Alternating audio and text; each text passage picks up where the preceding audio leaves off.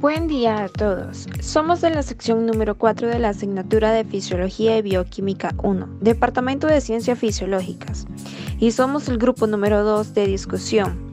A continuación se presentará el desarrollo de la guía de discusión denominada Digestión de carbohidratos. Mi nombre es Jessica Navidad y como punto número 1 de la guía les hablaré acerca de la clasificación de los carbohidratos. Pero antes de comenzar es de recordar qué son los carbohidratos.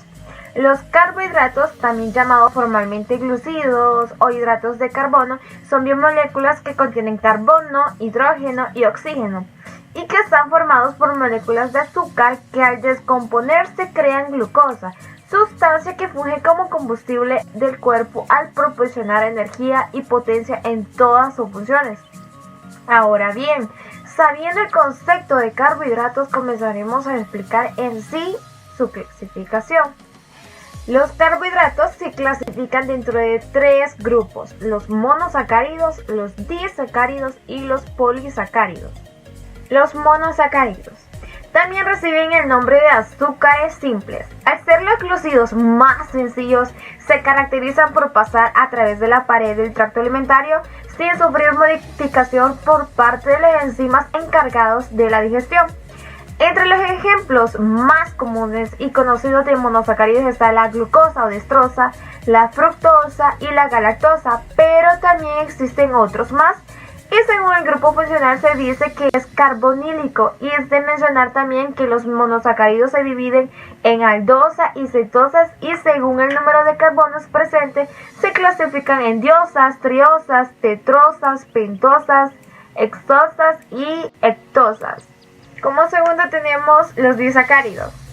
Estos son compuestos de azúcares simples, es decir, son el resultado de la unión de dos monosacáridos, pero para que el cuerpo los pueda absorber en el tracto alimentario los tiene que convertir antes nuevamente en monosacáridos.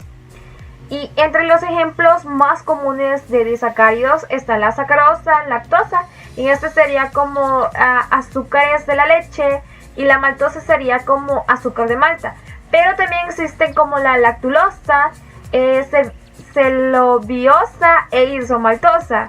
Y los holosacáridos, que están dentro de los diáridos, son glúcidos que se forman por la unión de 2 a 10 monosacáridos.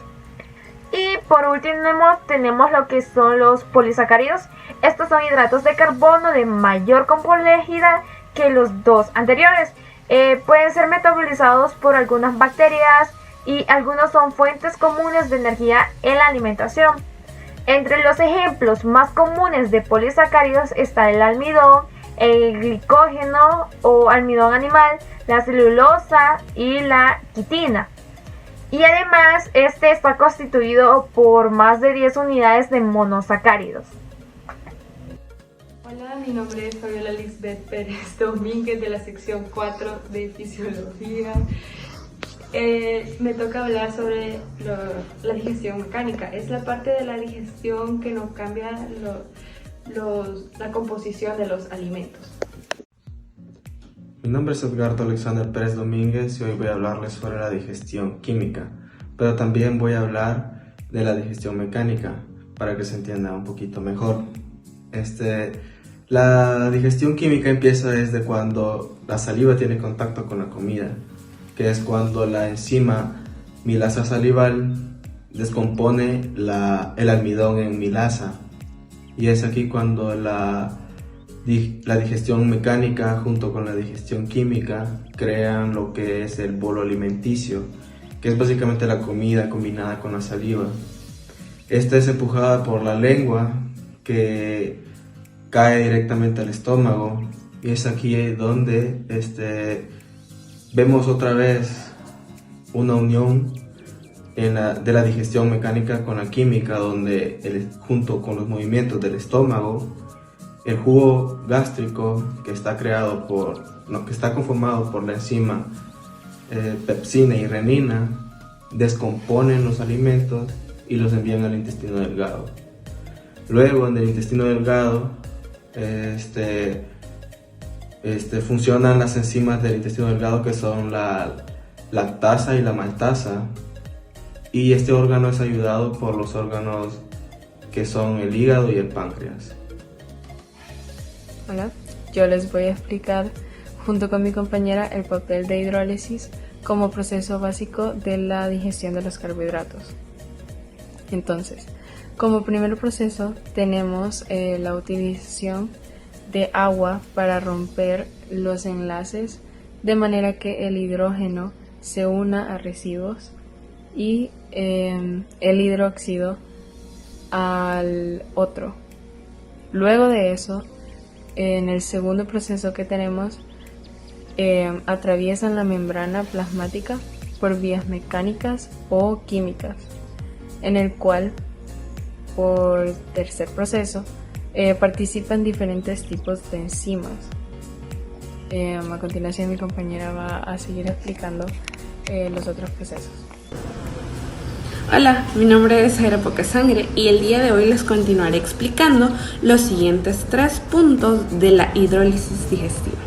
El número 4 nos dice que durante la hidrólisis la energía liberada en el tubo digestivo solamente puede ser utilizada como calor. ¿Por qué? Porque no se hidrolizan los enlaces más energéticos. En el número 5 nos explica la razón, que solo se libera una pequeña parte de la energía contenida en la molécula durante la digestión. Y por último tenemos al material digerido y la asimilación. El material digerido pasa del tubo digestivo al torrente sanguíneo o a la linfa por el proceso de absorción. Y la asimilación se da después, cuando la sangre pasa hacia los tejidos.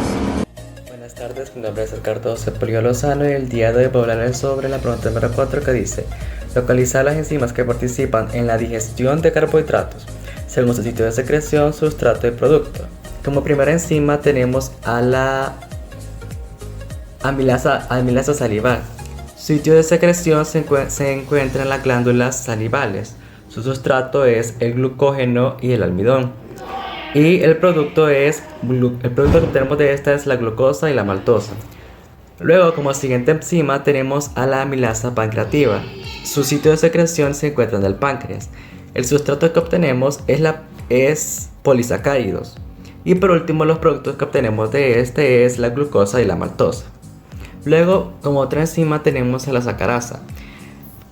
Sacarasa. Su sitio de secreción se encuentra en el intestino delgado. El sustrato que obtenemos de esta enzima es la sacarosa. Y por último, este producto, lo que esta produce es glucosa y fructosa. Luego tenemos a la lactasa. La lactasa su sitio de secreción se encuentra en el intestino delgado, igual que la sacarasa. El sustrato que obtenemos de este es la lactasa. Y el producto que obtenemos es la glucosa y la galactasa. Muchas gracias por la atención. Hola, yo soy Paola Portillo y hoy voy a hablar del punto número 4, que es localizar las enzimas que participan en la digestión de carbohidratos según su sitio de secreción, sustrato y producto. La primera enzima de la que yo voy a hablar es la lactasa, que su sitio de secreción es el intestino delgado, su sustrato es la lactosa y produce lo que es galactosa y glucosa. La siguiente enzima es la maltasa, que su sitio de secreción es el borde de cepillos de vellosidades intestinales. Su sustrato es la maltosa y produce lo que es maltosa y glucosa. La siguiente enzima es la isomaltasa. Su sitio de secreción es el intestino delgado. Su sustrato es la isomaltosa y produce lo que es maltosa y glucosa. La última enzima de la que yo voy a hablar es la dextrinasa, que su sitio de secreción es la luz del intestino. Su sustrato es dextrinasa alfa límite y produce lo que es únicamente la glucosa. Tengan buenos días, mi nombre es Jennifer Andrea Reyes Ayala y hoy vamos a tocar el punto número 6, que es explicar la segregación de las diferentes enzimas que participan en la digestión de los carbohidratos. Las enzimas que se encargan de esa digestión son los siguientes. La amilasa salival. Esta enzima es secretada gracias a las glándulas salivales, principalmente por la glándula parotidia, luego de la submandibular y en menor cantidad por la glándula sublingual. Esta es secretada a través de la saliva y su función principal es de la degradación del almidón. en la cavidad bucal para transformar en maltosa, maltotriosa y dextrinasa. En el otro tenemos que es la amilasa pancreática. Esta enzima es uno de los componentes contenidos en el jugo pancreático, en el cual se sintetiza para poder amortiguar el jugo gástrico ácido gracias al componente de bicarbonato en él. La amilasa pancreática tiene función similar a lo que es la amilasa salival, pero la diferencia en que la amilasa salival detiene su acción al llegar al estómago, pero la amilasa pancreática ejerce su acción luego del estómago, degradando al almidón en maltosa, maltotriosa y dextrinasa, al igual que la amilasa salival. En el otro punto tenemos lo que son las enzimas de Riebeck-Cepio. Estas enzimas son sintetizadas por las células absortivas del intestino delgado, las cuales se insertan en la membrana plasmática de los microvellosidades. Las enzimas que se encuentran en ese grupo son la dextrinasa, maltasa, sacarasas y lactasas. Estas enzimas degradan sus respectivos sustratos hasta llevarlo al nivel de glucosa principalmente, aunque la sacarosa se degrada también en fructosa y lactosa, se degrada también en galactosas. Gracias. La secreción pancreática contiene, como la saliva, grandes cantidades de amilasa, cuya función es casi idéntica a la de la saliva, pero varias veces más potente. Así, entre 15 y 30 minutos después del pasamiento del quimo desde el estómago al duodeno y su mezcla con el jugo pancreático, la práctica totalidad de los hidratos de carbono ya se han digerido. En la hidrólisis de los disacáridos, los enterocitos que revisten las vellosidades del intestino delgado contienen 4 enzimas: lactasa, sacarasa, maltasa y A-dextrinasa, que descomponen los disacáridos lactasa, sacarosa, maltosa y así como otros polímeros pequeños de glucosa en monosacáridos constituyentes. Estas enzimas se encuentran en los enterocitos que revisten el borde en cepillo de las vellosidades intestinales, de forma que la digestión de los disacáridos tiene lugar cuando entran en contacto con ellas. La lactosa se fracciona en una molécula de galactosa y otra molécula de glucosa. La sacarosa se divide en molécula de fructosa y otra de glucosa. La maltosa y los demás polímeros pequeños de glucosa se fraccionan en múltiples moléculas de glucosa. De esta forma, los productos finales de la digestión de los hidratos de carbono son todos monosacáridos hidrosolubles, que se absorben de inmediato y pasan a la sangre corta. Mi nombre es Gabriela Reinado y hoy les voy a hablar sobre la digestión de los carbohidratos. Para comenzar, la alimentación humana normal solo contiene 3 fuentes importantes de carbohidratos, que son la sacarosa, la lactosa y los almidones. La digestión de los carbohidratos comienza por la boca y el estómago. Primero, como primer paso, tenemos que comienza en la boca con la amilasa salival. Tenemos que la amilasa salival separa algunos enlaces entre las moléculas de la glucosa. También se inactiva en el pH bajo del jugo gástrico. Como segundo paso, tenemos que la mayoría ocurre en el duodeno con la amilasa pancreática. Esta divide las cadenas del almidón para producir maltosa, maltriosa y oligosacáridos. Esto hidrolizan algunas enzimas, las cuales son la maltosa, lactosa y sucrasa. También se hidrolizan la sacarosa, la lactosa y algunos monosacáridos. Como tercer paso tenemos que el transporte secundario activo, que es cuando la glucosa comparte un transporte con el sodio. También se puede ver la difusión facilitada a través de la membrana apical, que es cuando la concentración de glucosa en la luz intestinal es alta. Y como cuarto paso tenemos que se deja la célula por la difusión facilitada e ingresa al líquido intestinal y pasa por los capilares. Gracias. Lady Fabiola Tovar González. Mecanismos básicos de la absorción. ¿Cómo es el proceso de absorción en el cuerpo? La absorción intestinal se caracteriza por ser un proceso rápido, de tal forma que la digestión y absorción de una comida compleja pueden completarse a menos de 3 horas. La absorción a través de la mucosa gastrointestinal se produce por 3 formas: el transporte activo, la difusión, el arrastre o por el disolvente. La absorción a través de la mucosa intestinal se produce mediante un mecanismo denominado transporte activo y por difusión.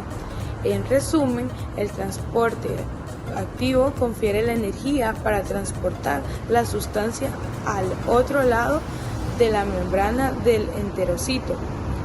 Por otra parte, el transporte por difusión significa que la sustancia se mueve atravesando la membrana como consecuencia del movimiento molecular aleatorio.